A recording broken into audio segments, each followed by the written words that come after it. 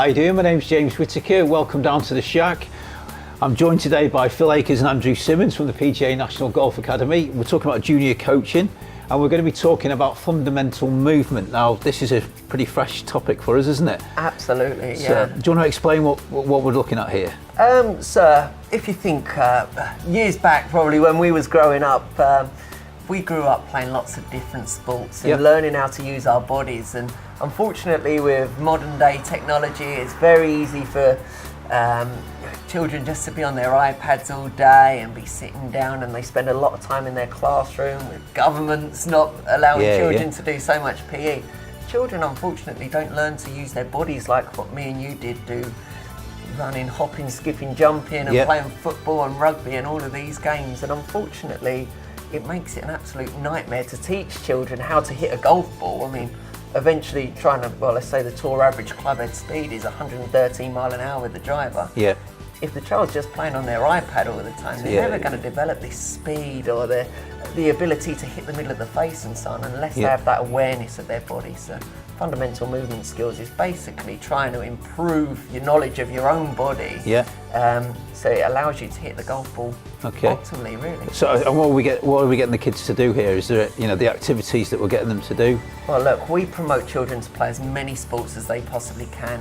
Our program, we consider being an athlete the second most important thing. It's a big phrase, that. Absolutely. Like, before being a good golfer, we promote them to be a better athlete. Because we set them up for a lifetime in sport then, rather than just because dropout in sport is huge, and it's going to always be. So if they don't become professional golfers, I don't mind. It doesn't matter at all. But if they're playing lots of football and rugby and they've got the ability to play other sports, it's huge for us, to keep children active and for their health going forward as well, So this is a very different, way of teaching compared to the old school model. I suppose when I first went for a golf lesson, you got your grip and you stood there and shelled a load of balls, whereas this is a lot more fun and a lot of activities. More dynamic for sure. I mean, this is where the program that we run sort of focuses on, like Phil said, of developing the person first and then into an athlete before developing the golfer. And I think that's really key. And like you touched upon, if you specialise early in a sport, just one sport, then the research shows that the dropout later on is quite high. So the difference between nowadays obviously being much more around developing the athlete, as opposed to just getting them standing there and hitting balls on the driving range for hours on end.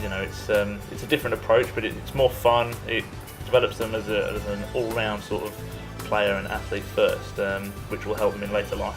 So and the big word there is fun, isn't it? As the way I'll be looking at this is it's about fun, and it's a big variety of people that can get involved in this particular activity. But the skills are transferable. If you imagine teaching someone how to hit a forehand in tennis, that's very I can relate that to hitting a draw in golf and so on. So if there's lots of these skills that we teach them are very transferable as well, which is really important. And I mean, the warm-up that we're doing here, sort of like, you can see the children having great fun. They're in teams, so they're developing socially, they're developing as athletes. But what they're not realising whilst they're having their fun is that a lot of these skills are teaching them how to use their body and developing them, making it easier for me as a golf coach to teach them how to play golf.